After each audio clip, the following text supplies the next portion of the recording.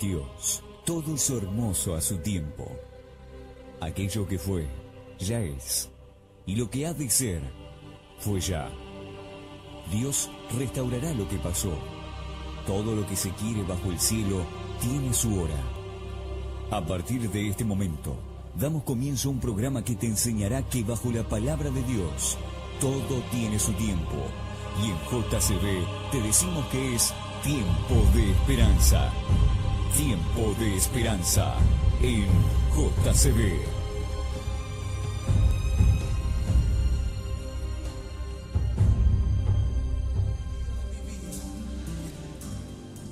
Ese es mi deseo. Llévame allá, donde sé que habrá paz, donde tengo que callar para escucharte hablar, donde todo es realidad y el tiempo no existe más. Una y otra vez, al estar yo junto a ti, no me puedo contener. Cuando me miras así, ya no hay nada que decir. Eres todo para mí. Muy buenos días, amigos. 8 y 10 de la mañana, perdón. 94.5 MHz de la frecuencia modulada. ¿Qué tal? ¿Cómo les va? Otro sábado más en este programa que dimos en llamar Tiempo de Esperanza, porque lo estamos esperando a Él, aquel que un día vino en carne a esta tierra, vivió como ser humano con las condiciones que todo hombre que nace en este mundo tiene, la condición limitada de ser un mortal. Su concepción en el cielo era vivir siendo Dios y creador por toda la eternidad. Sin embargo, vino acá, vivió, pero todo lo llevó a muerte.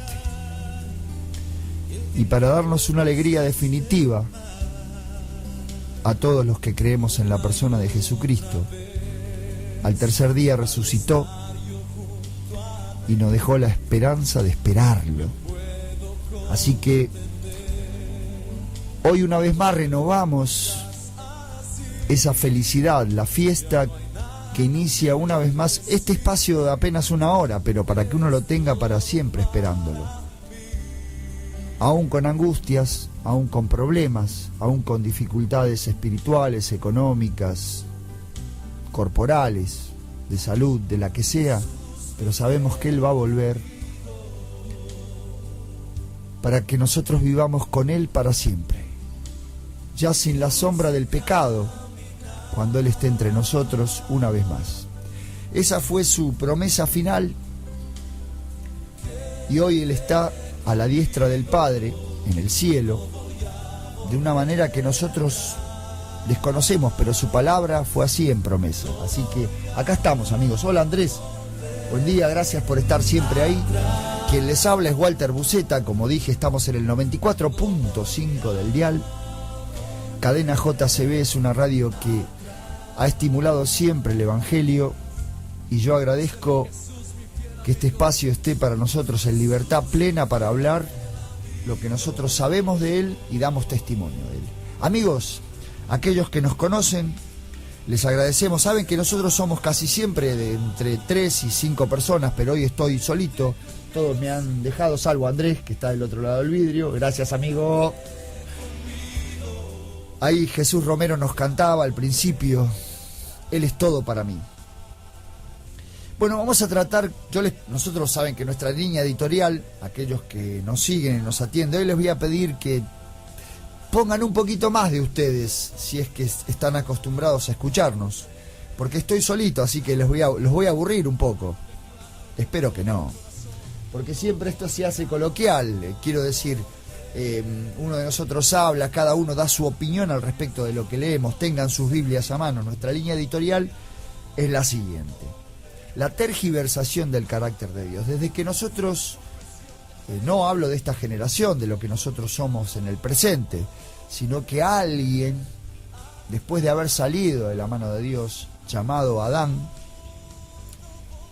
por el Señor mismo, no obedeció a la palabra, al pedido de Dios, que de todo árbol del huerto podía comer salvo de ese, y tanto él como su esposa, como su mujer, en aquel momento no era esposa, porque él no estaba sujeto en una forma como nosotros vemos la sujeción a nuestras esposas, o nuestras esposas a los esposos, es decir, como algo de posesivo. Vivían libres en el Edén, y no obedeció, y apareció el pecado entre nosotros, la desobediencia, la perturbación de que el carácter de Dios ya no es para nosotros, o ya no era para Adán y para Eva también, lo que fue cuando todavía no estaba la sombra del pecado. Así que lo veían a Dios directamente, tenían relación filial y paternal con Él, sin que eso estuviera en duda. Y hoy nosotros cargamos con esa cruz, con la angustia y la ausencia de saber si Dios está o no está. Así que aquellos que nos conocen en la mesa como muchos, hoy estoy solito, vamos a andar por la Biblia en el libro de Marcos 14, en realidad 13 y 14, pero voy a empezar por el 14. Le mando un saludo a Rubén, a mi amigo, con el que trabajamos muchas veces juntos, a Alejandro, a Gordon Freeman, Inés también, la que nos llama los tres mosqueteros. Bueno, les mando a todos aquellos que nos prestan su oído y su atención. Vamos a tener una reflexión juntos, porque la confusión del carácter de Dios es un problema individual, pero también es colectivo. Recién hablaba con mi amigo y hermano Andrés, que escuchaba un chiquito ayer hablar con un periodista, alguien que es ingeniero en sistemas, programador, y está muy asesorado y es un profesional del mundo internautico, de la internet. Resulta que él planteaba las cosas como que los internautas, aquellos que usan Facebook, Twitter, Instagram y están en las redes, componen una nación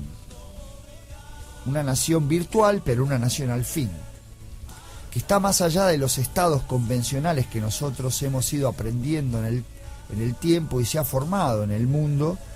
Los gobiernos como estados hoy tienen una forma virtual, pero son entre 2.000 y 2.500, y no hay un cálculo exacto, pero millones de personas, 2.000 y 3.000 millones de personas que utilizan las redes y componen una nación, porque esos algoritmos tienen una ideología y una forma de proceder. O sea que son miles de millones de seres humanos utilizando un sistema de comunicación que excede a cualquier estado, porque si nosotros pensamos en un estado corpóreo, qué sé yo, la Argentina, 50 millones de personas.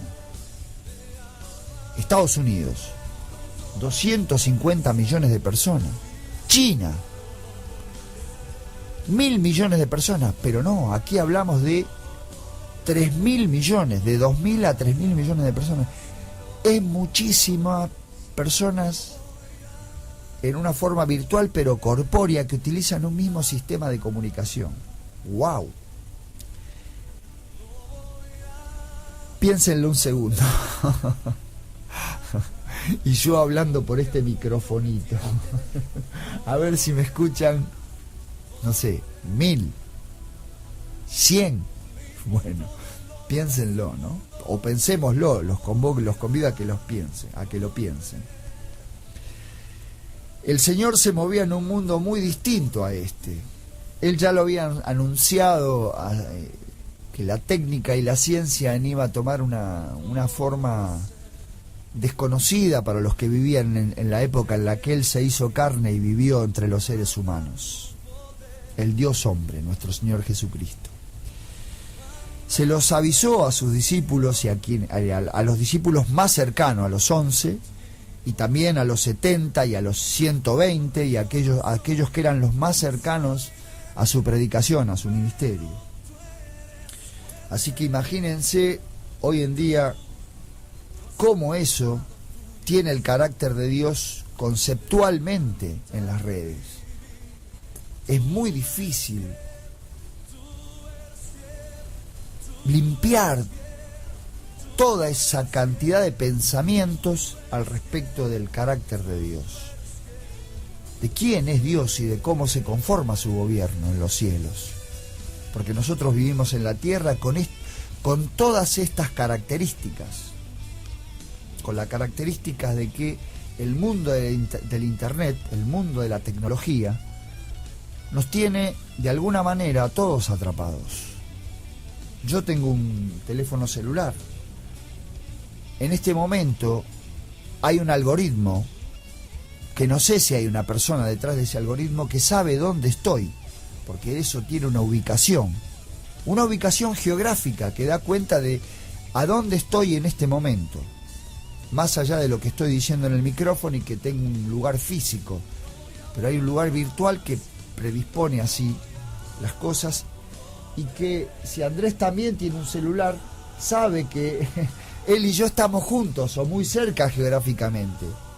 O la nena de Andrés que recién acabó de entrar al estudio, si ella tiene un celular, hay un algoritmo que sabe que los tres estamos juntos en un lugar físico de este mundo en su geografía.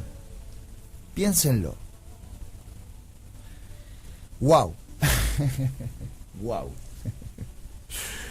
O sea que el pecado de David de censar al pueblo tiene su máximo exponente en algún hombre que hace estadísticas y censa a mucha gente que anda con celulares. Los pecados se han multiplicado, pero dijo Dios, dijo Jesús, y lo repitió Pablo, cuando el pecado sobreabundó, la gracia fue más abundante aún, porque la persona de Jesucristo también tiene un lugar geográfico. Y a nosotros se nos ha dado, los creyentes, por fe eso. No tiene otro lugar, sino que la fe. Y la fe, si bien está en la persona de Jesús consumada, en Él como ser humano, nos ha dejado a nosotros eso como legado, como esperanza. Vamos a leer el capítulo 14 en otro contexto, porque en ese momento era un lugar histórico, en el pasado. La persona de Jesús decía esto a sus discípulos. Faltan solo 2 días, 14:1, perdón, Marcos 14:1 estoy leyendo. Faltaban solo 2 días para la Pascua. Yo estoy leyendo la versión internacional. Aquellos que usen la Reina Valera u otra versión, tal vez tengan otro enfoque desde el punto de vista gramático, o gramatical. Yo voy a leer esta versión. Vuelvo a decir que es el libro de Marcos, en los Evangelios, 14:1. Faltaban solo 2 días para la Pascua y para la fiesta de los panes sin levadura. Los jefes de los sacerdotes y los maestros de la ley buscaban con artimañas cómo arrestar a Jesús para matarlo. Por eso decían, no durante la fiesta, no sea que se amotine el pueblo. O sea que no lo querían hacer público, estas intenciones de generar una artimaña, una mentira, un artilugio, una escena falsa para matarlo, porque si el pueblo se daba cuenta, era apreciada la persona de Jesús por todo el pueblo, y decían, no, se van a poner en nuestra contra. Eso es lo que estaban diciendo. Esto hacían casi permanentemente los dirigentes con la persona de Jesús, porque Jesús tenía estima popular. El pueblo lo seguía a todos lados. Sus discípulos, los 11, los 70 que hablé, que era un grupo mayor, y los 120 que se fueron creciendo la cantidad de discípulos que lo seguían a Jesús, y tenían mucho carisma sobre el pueblo, mucho cariño, pero además injerencia. El pueblo le prestaba mucha atención a lo que Jesús hacía y decía. Por eso los dirigentes, los políticos de aquella época se cuidaban mucho de lo que hacían con la persona y en la persona de Jesús, porque sabían que las rebeliones de los pueblos le traían graves problemas. Primero, porque la nación judía estaba sometida por el Imperio Romano, y cualquier problema de orden de sedición popular le traía problemas militares, y en los claustros de gobierno había grandes discusiones porque no querían problemas entre el pueblo, porque además generaba un presupuesto, porque había que pagarle a los militares para que apagaran esa sedición. Así que le habían dispuesto esto, pero se cuidaban mucho. Pero fíjense que en el contexto que hacen esto era porque Jesús les generaba problemas, pero ya Jesús había empezado a hablar de cómo iba a ser su retorno en el capítulo anterior. Y por supuesto en el libro de Marcos, porque hay otros libros que también describen de otra manera. Otros de los escribas y de los discípulos escribían de otra manera en otro lugar al respecto de las señales del fin del mundo. Voy a proceder a leer el capítulo 13, porque abrí el programa diciéndoles esto: cómo se mueven los seres humanos, de 2.000 a 3.000 millones de seres humanos en las redes, y la confusión del carácter de Dios, de cómo es nuestro Señor, y de quién es, y de lo que dijo mientras estuvo en la tierra, y antes de irse, a sus cercanos, a sus discípulos, y también a todos, porque esto es para todos, porque después del Pentecostés, después de la resurrección de nuestro Señor Jesucristo, lo que les dijo es que ellos, los más cercanos, los 11, los 70 y los 120, fueran y predicaran, y a nosotros nos llegó ese legado, a la persona de Jesús, a todo hombre, a todo pueblo y a toda nación, hasta el fin de la tierra, dijo. Pero dejó descripciones de cómo iban a ser las señales antes del tiempo. Entonces voy a empezar por el capítulo 13. Capítulo 13, 1 del libro de Marcos. Cuando salía Jesús del templo, le dijo uno de sus discípulos, de los cercanos: mira, maestro, qué piedras, qué edificios, hablando al respecto del templo que Salomón y David y Salomón habían construido, porque el templo en Jerusalén era hermoso realmente. No sé, hoy se me puede ocurrir un edificio hermoso. ¿Vieron el edificio de obras sanitarias de la Nación? Que es muy bonito. Ahí creo que está en la calle Córdoba. Es hermoso. Bueno, algo así pasó. Mirá qué bonito ese edificio, ¿viste qué lindo que es Jesús? ¿Viste? Nosotros te hicimos un templo hermoso. En el verso 2, versículo 2 del capítulo 13 de Marcos dice: ¿ves estos grandiosos edificios? Contestó Jesús: no quedará piedra sobre piedra, todo será derribado. ¡Wow! Más tarde, después de esa charla, de esa conversación, más tarde estaba Jesús sentado en el monte de los Olivos, frente al templo. Y Pedro, el texto no lo dice, pero se ve que era el mismo que le hizo la observación de que mirara a Jesús ese templo, lo bonito que era, y Jesús respondió seca y drásticamente qué era lo que iba a pasar con el templo. Le dijo: Pedro, y Juan y Andrés le preguntaron en privado, no públicamente ya, en privado, dinos, ¿cuándo sucederá eso? Claro, quedaron con la intriga de qué iba a pasar con ese templo tan bonito. ¿Y cuándo? No qué iba a pasar, porque Jesús ya le dijo que iba a pasar, iba a ser destruido. De hecho, nuestros hermanos judíos se pasan en el muro de los lamentos pidiendo que vuelva esa situación histórica de cuando el templo era esplendoroso. Ahí piden y dejan papelitos entre las piedras. Dinos, ¿cuándo sucederá eso? Le dicen Juan, Andrés y Pedro a Jesús. ¿Y cuál será la señal de que todo está a punto de cumplirse? Y empieza a hablar nuestro Señor. Tengan cuidado de que nadie los engañe. Vendrán muchos que, usando mi nombre, dirán, yo soy. Y engañarán a muchos. Cuando sepan de guerras y de rumores de guerras, no se alarmen.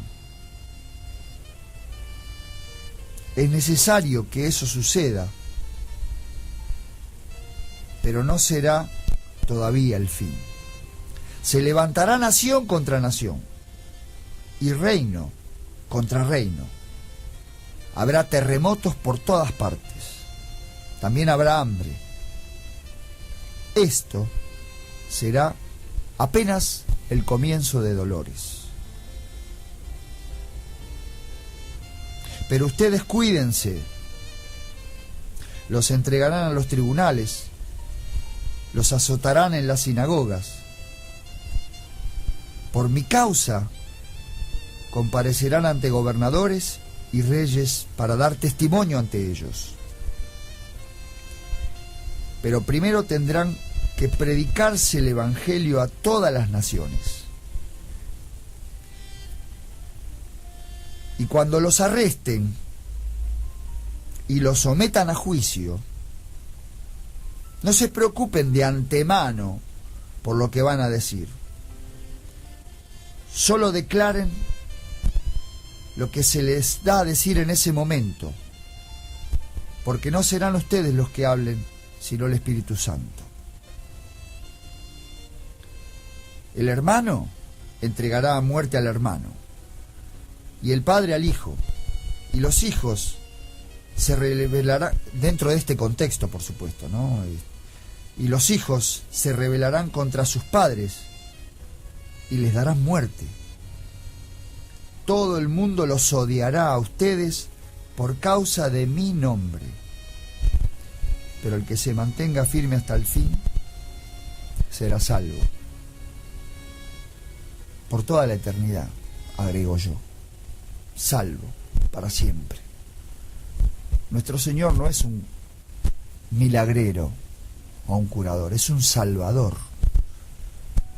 Es la piedra fundamental de nuestra creencia.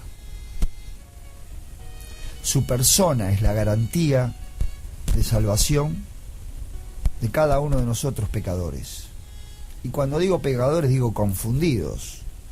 Pero Él va a limpiar toda confusión en nosotros y en su vuelta nos nombrará a cada uno de nosotros por nuestro nombre, ya salvados. Continúo leyendo en el capítulo 14 del libro de Marcos, verso 14, capítulo 13. Ahora bien, cuando vean el horrible sacrilegio, donde no debe estar, el que lee, que lo entienda. Esto es para que nosotros entendamos a qué se refiere el Señor. Porque va a estar el horrible sacrilegio en la tierra. Entonces, los que estén en Judea, huyan a las montañas. Ahí está hablando para ese momento. Para lo que va a suceder después de la ascensión de Él a los cielos. Y después de los días del Pentecostés, cuando todos los primeros, todavía no se llamaban cristianos, pero tuvieron que salir porque Jerusalén fue sitiada por un ejército romano y el templo destruido, aquello que dice al principio. Pero todavía esto era un presente en el cual él estaba anunciando un futuro muy próximo. El que esté en la azotea no baje ni entre en casa para llevarse nada. O sea que no nos sujete nada a esta tierra. Porque en los días del fin va a ser igual que en aquellos momentos en que Jesús anunció la destrucción de Jerusalén. Eso era muy próximo, pero va a ser similar a esto. A estos tiempos que nos tocan vivir de angustia y dolores. Principio de dolores aún. Todavía no empezó, todavía recién estamos viviendo apenas los principios de dolores. Pero nadie se sujete a nada de esta tierra. El verso 16. Y el que esté en el campo no regrese para buscar su capa. El que tenga un celular no se agache a agarrarlo, déjelo. El que tenga una bolsa con billetes o una media escondida abajo, no vaya a buscarla. Con dólares no la vayan a buscar. ¿Sí? Déjenla. Las posesiones de esta tierra lo único que nos traen es carga y aflicción. Por supuesto que los que han inclinado su corazón hacia las riquezas no van a coincidir con este pensamiento, pero arrepiéntanse, empiecen a reconvertir su pensamiento. A eso me refiero con el arrepentimiento. Y da una atención más sutil todavía el Señor. Ay de las que estén embarazadas o amamantando en aquellos días. Oren para que esto no suceda en invierno, porque serán días de tribulación, como no lo ha habido desde el principio cuando Dios creó el mundo, ni la habrá jamás. Si el Señor no hubiera cortado esos días, nadie sobrevivirá. Nadie sobrevivirá. Pero por causa de los que Él ha elegido, vieron que el Señor ha dicho, todo el que viene a mí, el Padre lo trae. Y todo el que va al Padre va por mí. O sea, Jesús habla de ese binomio, si quieren, padre-hijo, hijo-padre, no como una cuestión vertical, sino como una cuestión salvífica, porque el Padre prepara a todos a llevar al Salvador y a salvación en Jesucristo, en la persona de Él y por la persona de Él. Pero por causa de los que Él ha elegido, vuelvo a leer la segunda parte del versículo 20, del verso 20, los ha acortado, acorta los días de angustia, de aflicción, los días terribles de la angustia cual nunca fue, los acorta porque nosotros no los soportaríamos. Entonces, si alguien les dice a ustedes, miren que el Cristo está allí, o miren, allí está, no lo crean, porque surgirán falsos cristos y falsos profetas que harán señales y milagros para engañar, de ser posible, aún a los elegidos. Por eso digo que nuestro Señor Jesucristo no ha dejado potestad de milagreros, curadores, manos santas, sanadores, porque Él es el Salvador y el único sanador.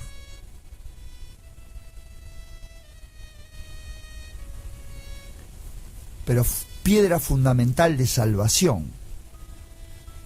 No existe salud si nuestro Señor no es para nosotros, para el individuo sanado, nuestro Salvador. Así que tengan cuidado, dice el versículo 23 hacia el final del capítulo 13. Así que tengan cuidado, los he prevenido de todo. Pero aquellos días, después de esa tribulación, se oscurecerá el sol y no brillará más la luna. Las estrellas caerán del cielo y los cuerpos celestes serán sacudidos. Verán entonces al Hijo del Hombre venir en las nubes con gran poder y gloria. Y Él enviará a sus ángeles para reunir de los cuatro vientos a los elegidos, desde los confines de la tierra hasta los confines del cielo. Y ahí da una apreciación que es aquellos que conocen de plantas, de vegetales, para que nosotros más o menos hagamos una analogía o tengamos cerca, porque es muy difícil manejarse imaginando este contexto de cosas, señales grandilocuentes. Grandilocuentes porque son cosas de efectos casi especiales en la física de la atmósfera, el mundo, porque el Señor va a venir con gran poder y gloria en el cielo. Aprendan de la higuera, dice el verso 28, aprendan de la higuera esta lección.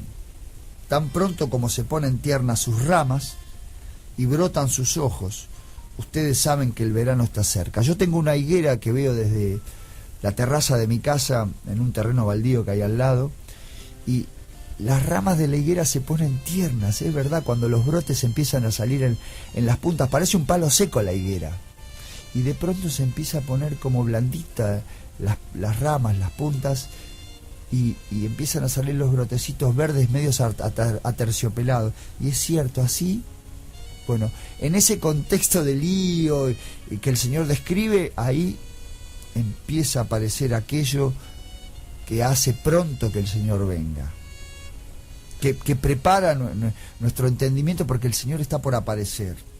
Irá pasando eso, irá viniendo, irá siendo así.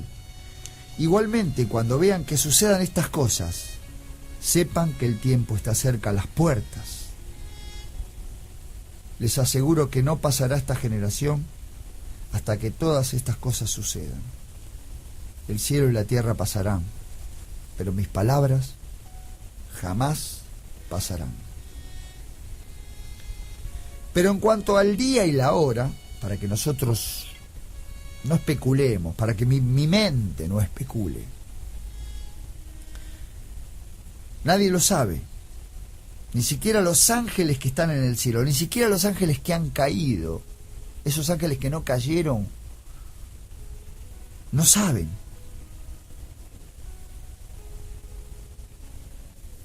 Ni el Hijo, sino solo el Padre. Del día y la hora, solo el Padre. Estén alerta, vigilen, porque ustedes no saben cuándo llegará ese momento. Es como cuando un hombre sale de viaje y deja su casa al cuidado de sus siervos, cada uno con su tarea, le manda al portero que vigile. Por lo tanto, manténganse despiertos, porque no saben cuándo volverá el dueño de la casa, si al atardecer, a la medianoche, o al canto del gallo, o al amanecer. No sea que venga de repente y los encuentre dormidos.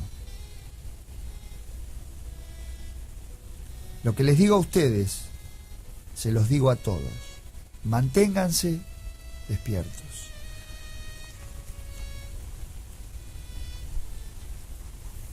Ahora, es un apremio esto, es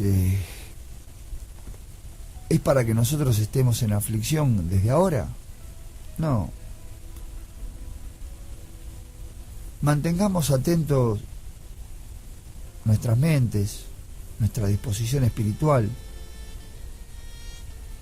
para creerle al Señor como Él se ha dispuesto, como Él se ha propuesto para nosotros,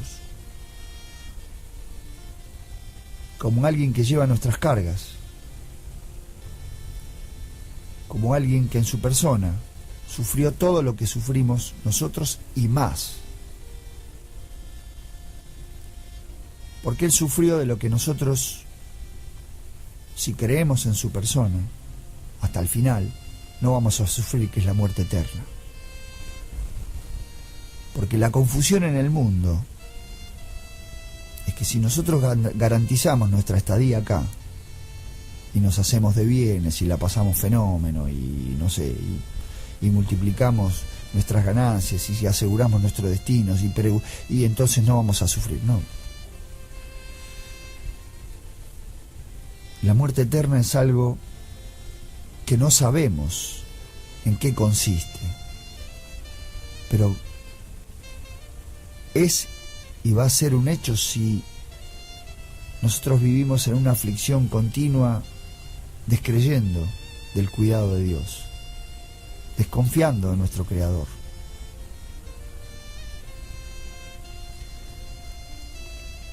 Para mí es tarea imposible, pero Él prometió que vamos a ser asistidos en todo, en todas nuestras necesidades. Por eso en otra parte dice que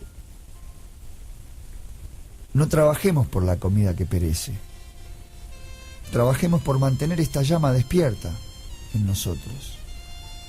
Peleemos con Él si es necesario, para creerle, para que nos dé fe para creerle.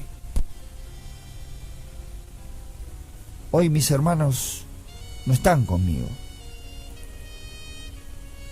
pero yo tengo la certeza de que Él está asistiendo este testimonio, porque es el testimonio de Él. Él ha dado testimonio para que vos en tu casa, yo en la mía, en nuestros aposentos internos,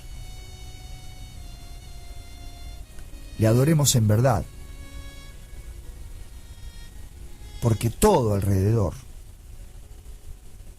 muestra de que este mundo es mentiroso y lo que los representa son todos unos mentirosos. Todos los representantes y dirigentes de este mundo mienten, y es una pena dolorosa que los líderes religiosos vayan detrás de la posición de los dirigentes del mundo, porque ellos mienten. Políticos, representantes religiosos, dirigentes militares, dirigentes de fuerzas públicas, representantes de personas, cautivan a las mentes para mantener sus ganancias y nada más.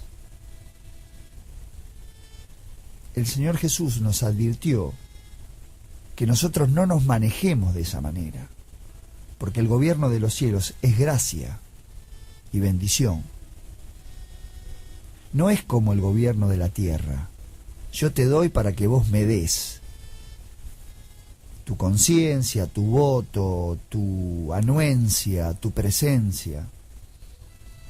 No, Dios nos quiere porque nos ama, no porque somos una pertenencia, no porque somos un títere que Él nos necesita para hacer un número en algún lugar. Si nos da salud es porque nos ama, si nos da de comer, si nos bendice con una mente limpia, un hogar prolijo, con relaciones de amor, de cariño entre nosotros, entre nuestros seres queridos, amándonos aún con las dificultades, amar a nuestros vecinos, amar a nuestros familiares, a nuestros primos, a nuestros tíos. Ese amor no nos pertenece, es de Él, pero nos es dado por gracia, no porque haya alguna virtud en nosotros. Y los gobernantes de este mundo nos mienten al respecto de eso, porque lo que quieren es nuestra ganancia, lo que nosotros somos como personas y producimos, porque lo ven en cuestiones de números, de tesoro, de lo que podemos producir. Desvaloran lo que somos como ser, porque ellos quieren que estemos por el estar, no por el ser. Por eso es que hay tanta discusión al respecto de los derechos. si a los pobres le corresponde algo. Porque un pobre no tiene nada para dar, salvo su persona. El otro día escuchaba una charla TED de una chiquita, una muchacha que hablaba. Charlas TED, para aquellos que no lo saben, es una persona que tiene una experiencia y ha tomado una posición filosófica, ideológica respecto de una situación, la describe ante un auditorio. Y esta chica hablaba de qué tienen los pobres en la cabeza. Y habla del condicionante de la pobreza estructural. La pobreza estructural es aquella persona que nace en un lugar y se desarrolla en un lugar y sus padres y su contexto no le enseña nada. Y todo lo que aprende, lo aprende en un contexto de total condicionalidad. Porque ella no sabía lo que era un baño, por ejemplo. Pero iba a un colegio, tenía... Su mamá la mandaba cada tanto a la escuela y sus compañeritos vivían en un contexto social. Alguno que tenía una mejor económica la invitó un día a la casa y vio ahí, en el baño, un lavatorio para lavarse las manos, que en su casa no lo hacía porque no era hábito. Entonces de chiquitita no aprendió. Su condicional era esa, no le enseñaron, no supo, ni el vecino, ni la mamá, ni el papá le enseñó que así tenía que ser. Y vio 2 inodoros. Ella dijo en su mente, hay 2 lugares para hacer pis y caca. Bueno, pero como eran 2, no sabía dónde se hacía una cosa y dónde se hacía la otra. Y comenzó a explicar. Y ahí, con el tiempo, porque como pobre se manejó como pobre, como casi todos los pobres, tuvo muchos hijos. O varios. Y explicaba en su charla que es lo único que los pobres pueden tener, hijos. Porque el sentido de propiedad es de cualquier ser humano, alguien, yo quiero tener algo, y el pobre no puede tener. Pero en el mundo, las personas, los políticos, los que dirigen este mundo, los dirigentes de este mundo, políticos, reyes, presidentes, primeros ministros, nos tienen a nosotros. Y eso es su posesión. Por eso manejan o intentan manejar las voluntades populares. Por eso tenían tanto miedo con el Señor Jesús, porque el Señor Jesús atraía a las masas, pero porque Él daba de gracia y le traía dificultad a los gobernantes de aquella época. ¿Por qué? Porque el pueblo, una masa del pueblo, una importante cantidad del pueblo le prestaba atención al Señor Jesucristo, iba atrás de Él y le generaba problemas porque generaban disturbios. Fíjense que todas las leyes dictatoriales lo primero que hacen, sentencian el estado de sitio. 2 o 3 personas no pueden estar juntas en una esquina. ¿Por qué no pueden estar juntas? Y se le adjudica el delito de sedición, porque puede haber una posible revuelta. ¡Wow! Qué problema el ser cristiano, ¿no? Y eso que nosotros no tenemos, en principio, malas intenciones, porque nos juntamos alrededor del Rey de Paz. Sin embargo, a las autoridades le trae problemas que haya 20 personas. Entonces, hay un registro oficial de culto. Si nos anotamos, entonces nos juntamos en un local. Y puede ser que las autoridades nos acepten, porque ahí alaban a un Dios, vaya a saber qué Dios. Bueno, nuestro Dios está hecho carne.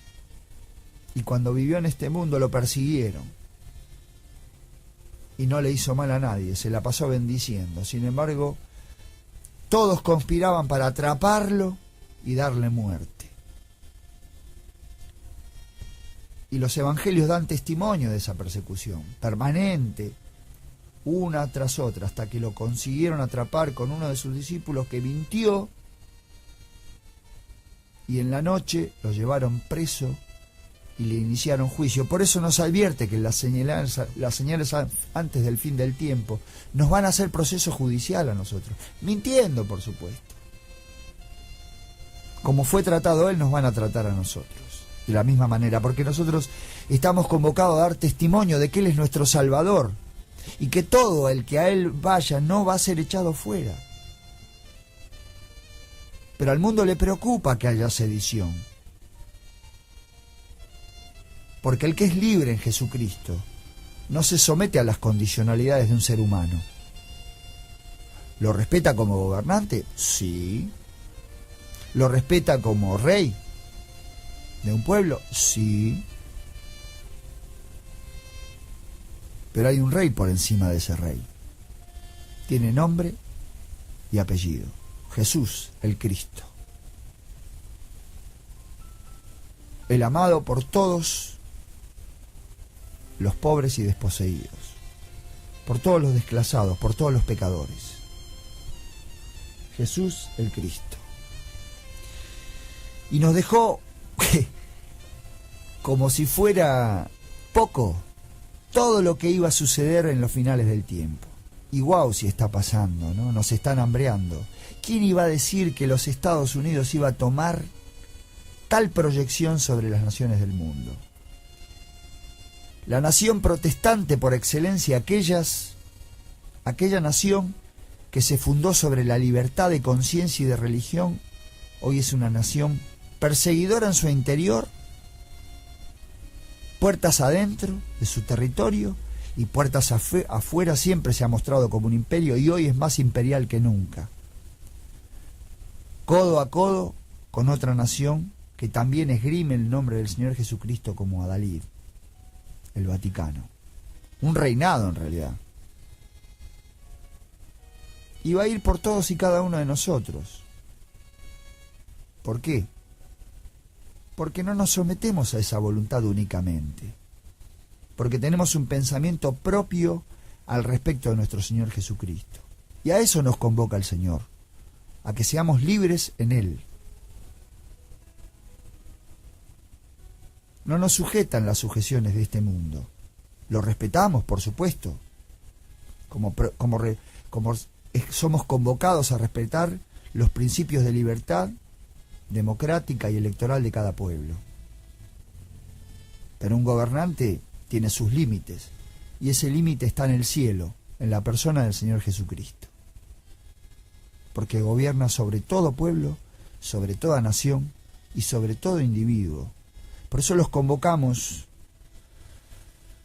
les pedimos que entren a esta nuestra creencia.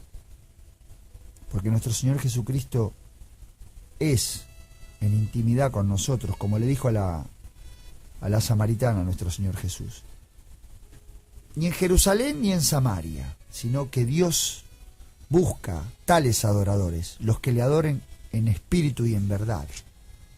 Ahí en el libro de Juan, creo que Juan 4 lo dice el Señor, se lo dice a la samaritana, aquella que encuentra al mediodía y le pide agua de beber. Llegará el día en que tales adoradores busque mi Padre, aquellos que le adoren en espíritu y en verdad.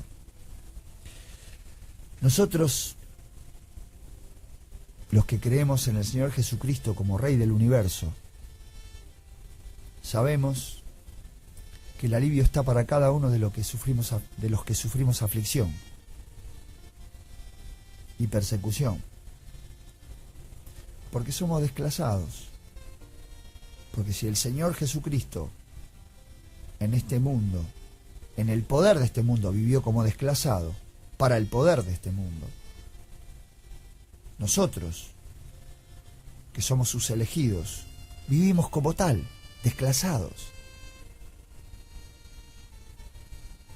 Así que, amigos, hermanos,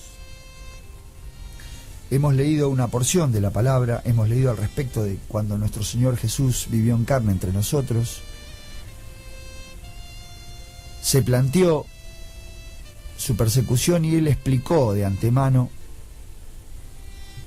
cómo iba a venir y cuándo lo tenemos que esperar. Porque de los tiempos y de las sazones, solo el Padre, Dios, sabe cuándo Él va a regresar. Los dejo en paz, porque nos queda apenas un minutito para irnos. Les mando saludos a mis amigos, a mis hermanos, a Raúl Ibáñez, a Néstor Novera, que falleció su mami está en el descanso ya su mami. En la resurrección del Señor nos vamos a encontrar, Néstor. Tu mami, vos, tu hermano, que también hace unos años falleció, Rubencito, Jan Navarro, que tampoco hoy está en la técnica. Les dejo un saludo a todos. No tengo mucho más para decir, simplemente esperar que se vayan estos pocos segunditos y me voy y los dejo en la paz de aquel que dijo, la de Él, la paz de Él. De paz os doy, la paz os dejo. No como el mundo la da. Una paz que es eterna en la intimidad. Así que entren a sus aposentos y hablen con el Señor. Si no le creen, pídanle fe para creerle. Porque Él vuelve. Y cuando aparezca en el cielo, definitivamente esto que somos se convertirá en perfecto para siempre. Y lo único que van a quedar, para que nosotros recordemos este momento, son las marcas de sus manos, de sus pies y su costado. Por 1000 años conviviremos con Él en el cielo y vamos a volver a la tierra, ya la tierra reestructurada, sin señales del pecado, en un Edén eterno, al lado de nuestro Señor Jesucristo, aquel que quiso morir y vivir para nosotros y por nosotros. Amigos, me voy. Muchas gracias. Hasta el sábado próximo. Gracias, Andrés. Nos vamos.